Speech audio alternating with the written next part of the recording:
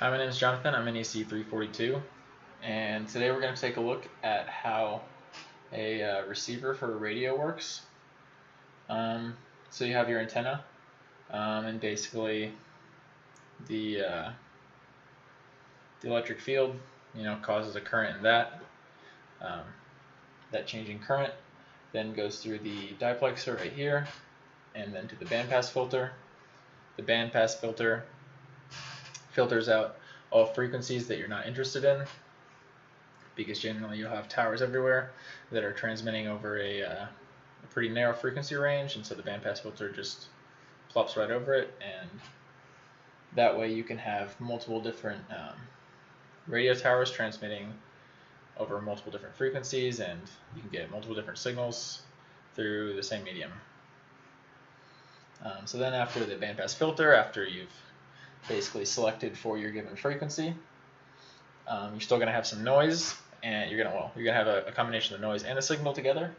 That's going to go through the low noise amplifier, because the signal isn't of a very high power at this point. You want to go through the low noise amplifier because a lot of amplifiers actually do amplify noise pretty strongly, and so we want to avoid that as much as possible.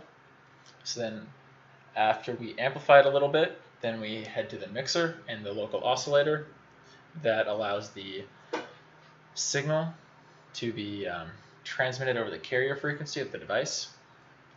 That's just important so the device can actually read it, because you're not always going to be receiving a radio frequency. I mean, you're usually not going to be receiving a radio frequency in the same a radio signal in the same frequency range as the frequency of the device.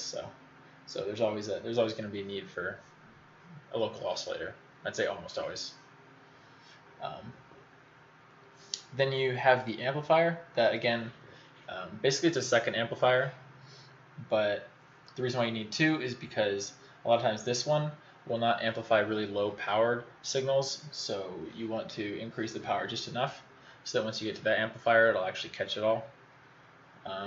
And then after that amplifier, then you head to the low pass filter, and what that does is, since the mixer basically creates a duplicate of the signal at baseband and at, I think it was 20 kilohertz, the low pass filter basically allows the baseband, which is what you want to pass through, to actually propagate, or to actually go through the analog to digital receiver, and it cuts out the 20 kilohertz.